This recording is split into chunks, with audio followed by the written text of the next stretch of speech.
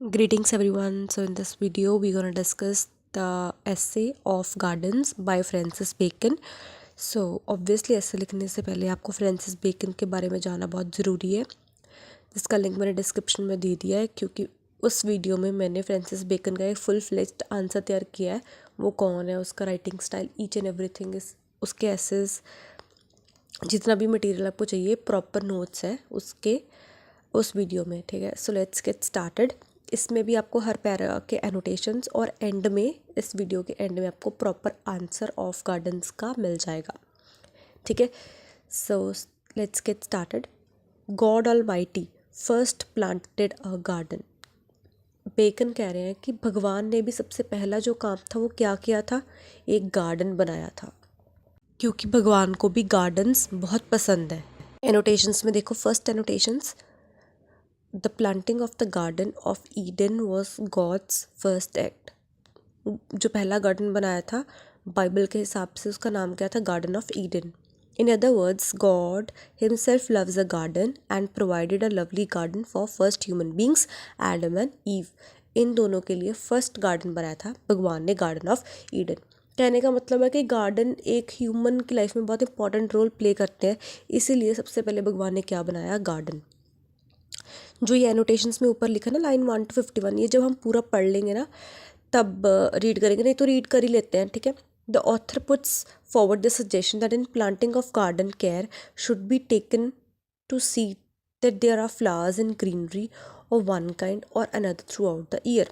ठीक है, तो इस पैरा, ये बहुत लॉन्ग पैराग्राफ है, इस पैरा में यही बताया कि कैसे हमें गार्डन की केयर करनी चाहिए, फ्लावर्स और ग्रीनरी देखना चाहिए, क्योंकि पूरे साल हर एक सीज़न में अलग अलग तरह के फ्लावर्स और लीव्स आते हैं। The author names various kinds of trees and plants which will serve this purpose in different months of the year. इस पूरे पैरा में ऑथर मतलब बेकन ने अलग अलग ट्रीज और प्लांट्स का नाम लिया जो अपनी अपनी तरह से अपना पर्पस सर्व करते हैं। The passage contains a catalog of trees, plants and flowers, most of which the average Indian reader has never seen. ठीक है, कि ऐसे ऐसे प्लांट्स और ट्रीज़ का नाम लिया है बेकन ने इस पैरा में, इस ऐसे में, जो कि एक इंडियन ने ज़्यादातर नहीं देखे। सो नेक्स्ट रीड कर रही हूँ मैं। It is the greatest refreshment to the spirits of man. ये जो गार्डन है वो एक ह्यूमन के स्पिरिट को क्या करते हैं, रिफ्रेश कर देते हैं। Without which buildings and places are but gross handiworks. वो कह रहा है कि ये जो बिल्डिंग्स हैं और ये जो पैलेसेस बनाए हैं ये हाथ से बने हैं, और इन दोनों का कंपैरिजन बिल्कुल नहीं है, गार्डन और बिल्डिंग्स का कंपैरिजन नहीं कर सकते। That when ages grow to civility and elegancy, man comes to build stately sooner than to garden finely, as if gardening were the greater perfection. कहते हैं सिविलाइजेशन, सिविल बनने की दौड़ में एक इंसान ने क्या बिल्डिंग्स खड़ी कर दी। कहने लगे इंसान की जो गार्डन्स है वो इतने सिविल नहीं है, सोफिस्टिकेशन, क्लासीनेस, ये सब करने के लिए उन्होंने बिल्डिंग कंस्ट्रक्ट करनी शुरू कर दी। पर जो ऑथर है वो कह रहा है गार्डन हमेशा सुप्रियोर ही रहेंगे, हमेशा ऊपर ही रहेंगे बिल्डिंग्स से। I do hold it in the royal ordering of garden. So Bacon यहाँ पे कह रहे हैं there ought to be gardens for all the months in the year. कहते ऐसे भी गार्डन ज़रूर भगवान ने बनाए हैं जो सारा साल ही रहते हैं, मतलब जो प्लांट्स एंड ट्रीज सारा सीजन ही, थ्रू आउट द ईयर ही खिलते हैं, ब्लॉसम होते हैं। In which several things of beauty may be then in the season. For December and January and the latter part of November, you must take such things as are green in all winter. कहने का मतलब है दिसंबर, जनवरी और नवंबर, ये तीनों क्या है, सर्दियों के महीने हैं। ठीक है, वो कहते हैं सर्दियों के महीने में जो जो प्लांट्स खिलते हैं उनका नाम क्या है, holly, ivy, bells, juniper, cypress trees, yew, pineapple trees, fig trees, rosemary, lavender, periwinkle, the white, the purple and the blue, javander, flag, orange trees, lemon trees and myrtles. ये सारे खिलते हैं इन 3 महीनों में, दिसंबर, जनवरी एंड नवंबर में। If they be stoved and sweet marjoram worm set, there followeth for the latter part of January and February. कहते हैं थोड़ी सी वार्म हो तो ये थोड़ा आगे भी चल लेते हैं, मतलब थोड़ा सा जनवरी के एंड तक भी पहुंच जाते हैं। ठीक है, नेक्स्ट वो कह रहा है the mezereon tree which then blossoms, crocus vernus, both the yellow and the grey, the primroses, anemones, the early tulip, hyacinthus, orientalis, cameris, fritillaria, ये सारे हैं। ये कब होते हैं? जनवरी में, मतलब जनवरी एंड में और फेब्रुअरी में। For March, there comes violets, especially the single blue, which are earliest, and the early daffodil, the daisy, and the almond tree in blossom, the peach tree in blossom, the cornelian tree in blossom, sweet berrier। ने बताया मार्च और अप्रैल में कौन कौन से होते हैं। ये थे मार्च के। और अप्रैल में कौन कौन से होते हैं? In April follow the double white violet, the wallflower, the stalk gilliflower, the cowslip, the flower delicus, and the lilies of all natures, rosemary flowers, the tulip, the double peony, the pale daffodil, the French honeysuckle, the cherry tree in blossom, the damascene, and the plum trees in blossom, the white thorn and leaf, the lilac tree। और मई और जून में कौन से होते हैं? Pink of all sorts, specially the blushed pink, roses of all kind except the musk which comes later, musk जो बाद में आते हैं, honeysuckle, strawberries, buglows, columbine, the French marigold, floss africanus, cherry tree in fruit, ribes, figs in fruit, rasps, wine flowers, lavender in flowers, the sweet citrion with the white flowers, herba muscaria। ये सारे हो गए हमारे मई और जून के। ऐसे ही उसने जून, अगस्त सबके, सितंबर सब, अक्टूबर सबके बताया। अब आई am reading from the last third line. These particulars are for climate of London, but my meaning is perceived that you may have worked Peptnam as a place of foe। वो कह रहा है कि ये जो लास्ट वाले flowers मैंने बताया ये लंदन में भी होते हैं, ठीक है, ये लंदन के क्लाइमेट से रिलेटेड है। बट बेकन कह रहा है मेरा मीनिंग कन्वे हो गया कि नहीं हो गया? मेरा मीनिंग है कि सारे साल कुछ फ्लावर्स, कुछ ट्रीज ऐसे होते हैं वो खिलते हैं। कोई भी सीज़न में ऐसा नहीं होता कि कोई भी प्लांट या ट्री ब्लॉसम नहीं करता, ठीक है। So next, and because the breath of flowers is far sweeter in the air where it comes and goes like the warbling of music than in the hand, therefore nothing is more fit for the delight than to know what be the flowers and plants than to best perfume the air। Bacon कह रहे हैं कि जो flowers हैं वो हवा में ज़्यादा अच्छा स्मेल करते हैं then in the hand. Roses, damask and red are fast flowers of the smell, so that you may walk by a whole row of them and find nothing of their sweetness, yeah, though it be a morning's dew। वो कहते हैं कि ये जो तीनों flowers के नाम है ना, ये इनकी स्मेल इतनी ज़्यादा होती है कि आप अगर चल के जाओगे ना, सिर्फ आपको उनकी स्मेल ही आएगी, इनकी खुशबू ही आएगी। Bay likewise yield no smell as they grow. जो बेज होते हैं, जो बे फ्लावर्स हैं, वो जब वो ग्रो करते हैं वो कुछ भी स्मेल नहीं देते। रोजमेरी लिटिल, वो थोड़े देते हैं। नॉर स्वीट मेजोरम, और जो मेजोरम है वो भी स्मेल नहीं करते। That which above all others yields the sweetest smell in the air is the violet. जो वॉयलेट की स्मेल होती है वो सबसे ज़्यादा किसकी होती है? स्वीटेस्ट स्मेल वॉयलेट की होती है। Specially the white double violet which comes twice a year.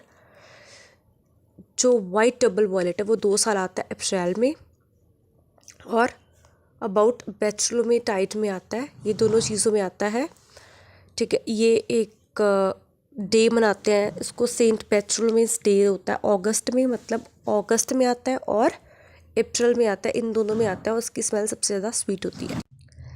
Next to that is the musk rose, then the strawberry leaves dying, ठीक है। उसके बाद सबसे पहले डबल वाइट डबल वॉयलेट की सबसे ज़्यादा स्मेल होती है, उसके बाद मस्क रोज की, उसके बाद स्ट्रॉबेरी लीव्स की जब वो डाई कर रहे होते हैं, then the flower of the vines, उसके बाद flower of vines. It is a little dusk like the dust of bent which grows upon the cluster in the first coming forth।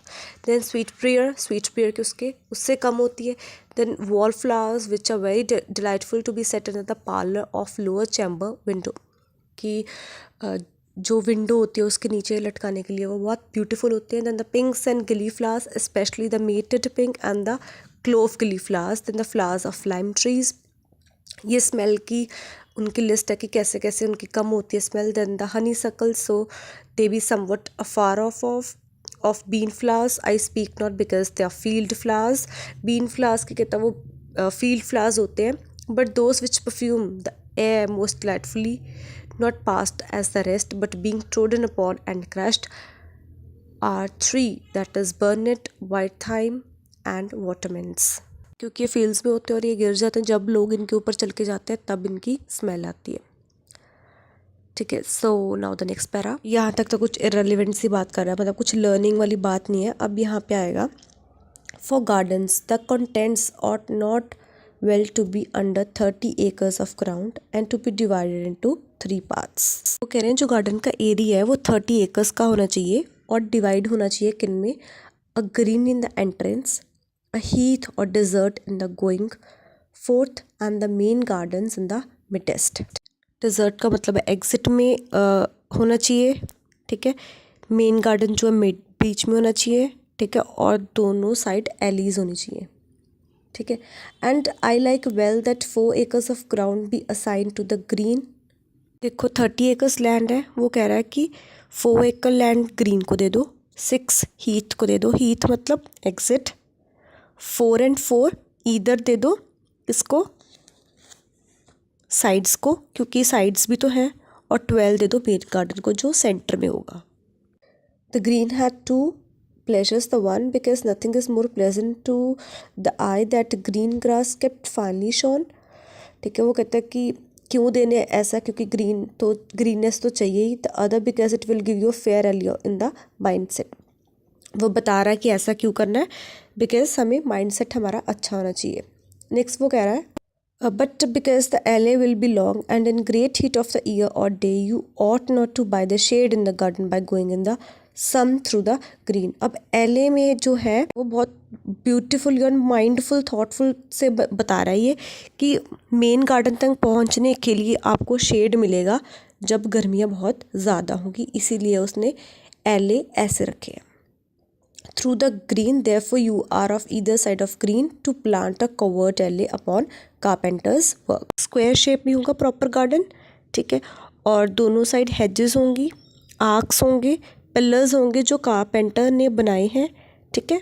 So now I am reading in the midst of para. Over the arcs let there be an entire hedge of some 4 foot high, framed also upon carpenter's work, and upon the carpenter hedge over every arc a little turret with a belly enough to receive a cage of birds। वो कहते हैं यहाँ पे Eli होनी चाहिए, उसके ऊपर क्या होना चाहिए, बर्ड्स के लिए केज होना चाहिए, ठीक है।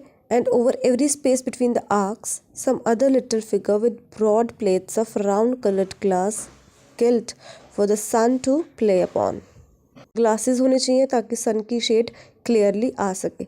But this hedge I intend to be raised upon a bank not steep. मतलब एक छोटी सी रिवर होनी चाहिए जिसके पास में ये सब हो।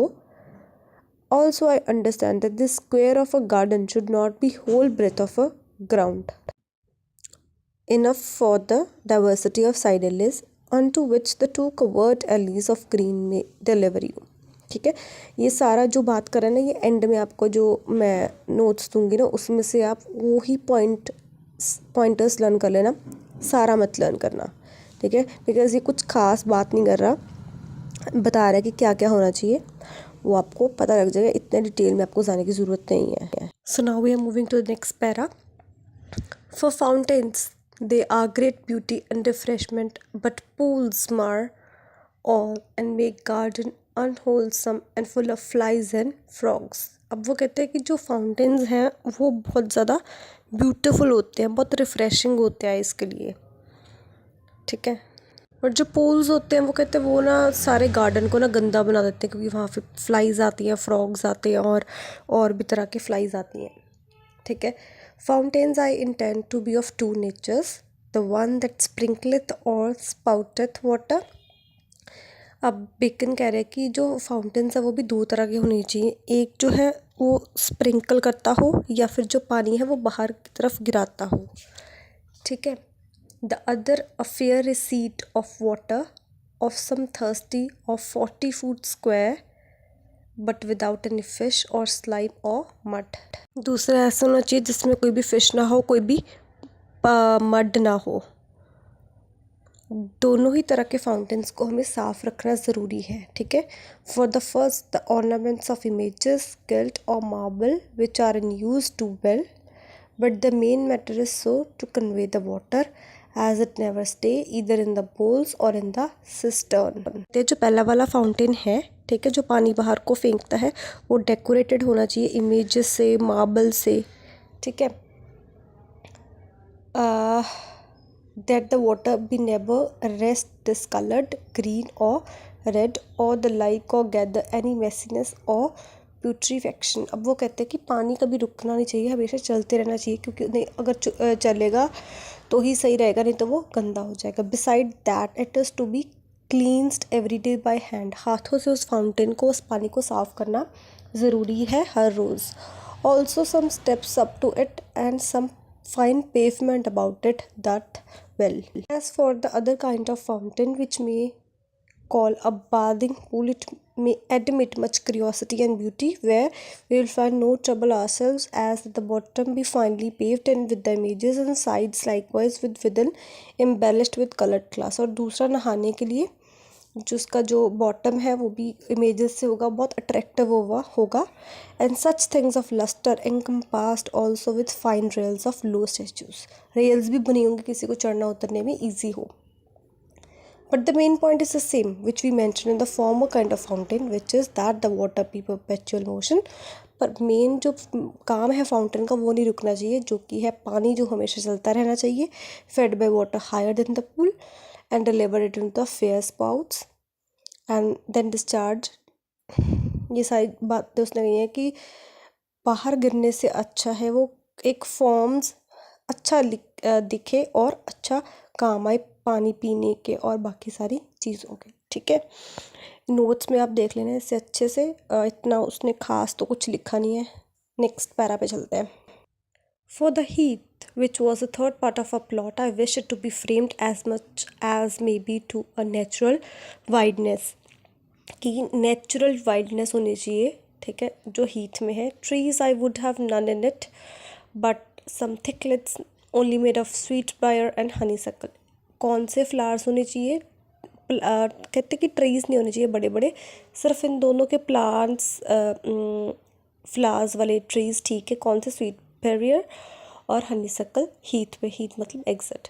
And some wild vines amongst and a ground set with violets, strawberries and primroses, and for these are sweet and prosper in the shade, and these to be heath in the here and there, not in any order, ठीक है।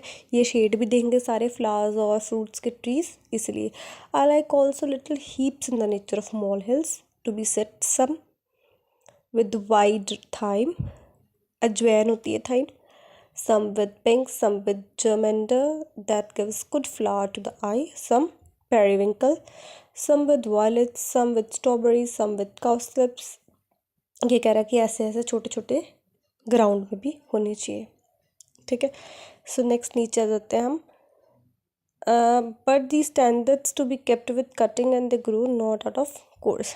ये जितने भी ऊपर बात की है, कोई फ्रूट्स के हैं, कोई फ्लावर्स के हैं, कोई स्मेलिंग के लिए, इनको इनकी मेंटेनेंस जो है ना, वो कहता बहुत ज़रूरी है होनी। वो कह रहा है विदाउट मेंटेनेंस ये अच्छे नहीं लगेंगे। आई अंडरस्टैंड पीपल द ऐसे super boring but still we have to complete it, ठीक है। बट आप ऐसे करना, जो मैं आपको एंड में नोट्स दूंगी ना, आप सिर्फ वो लर्न कर लेना, इतना डिटेल में जाने की ज़रूरत ही नहीं है इसकी, ठीक है।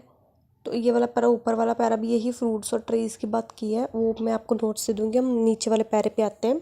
For the main garden, I do not deny, but there should be some fair alleys ranged on both sides with fruit trees। कहते हैं मेन गार्डन के दोनों साइड पे फ्रूट ट्रीज होने चाहिए, and some pretty tufts of fruit trees, arbors with seeds set in some decent order, but these to be by set too thick but to leave the main garden। इतना मोटा भी नहीं होने चाहिए ये कि मेन गार्डन ये नज़र आए। For as for shade, I would have you rest upon the alleys of side grounds, there to walk if you feel disposed in the heat of your day, but to make account that a main garden is for some more temperature parts of the year, and in the heat of summer for the morning and the evening overcast days। वो कहता है कि trees इसी तरह से लगाए हैं कि हर साल कोई ट्री होता है नहीं होता, बट गार्डन के, मेन गार्डन के आसपास वो ट्रीज हमेशा ब्लॉसम करे हर ईयर में। एज़ प्रॉमिस्ड गाइस, ये रहे आपके नोट्स, 3 पेजेस है नोट्स के, ध्यान से देख लेना, ठीक है। एंड में मतलब एंड वाले जो है ना, एंड वाला जो पेज है वो ध्यान से देख लेना। और एक और बात, ये ऐसे इतना इम्पोर्टेंट नहीं है, इम्पोर्टेंट इन द सेंस कि अगर ये आएगा भी इसका क्वेश्चन तो इसी में से आप लिख के आओगे तो अच्छे नंबर आपके आ जाएंगे। और ये बुकिश है, सो आई हैव द बुक, और मैं बुक में से पढ़ा रही हूँ। अवॉइड करो कि इंटरनेट से जो स्टफ़ मिल रहा है वो कम लिखो, बिकॉज सारे बच्चे वही लिखते हैं और जो एग्जामिनर होता है वो चेक कर करके वही बोर हो जाता है, तो और कुछ एक्स्ट्रॉर्डनरी मार्क्स नहीं मिलते, ठीक है। तो ये बुक वाले ज़्यादा इम्पोर्टेंट है। तो और भी किसी चीज़ के आपको वीडियोस चाहिए, किसी चीज़ के नोट्स चाहिए, do comment down and subscribe. Bye.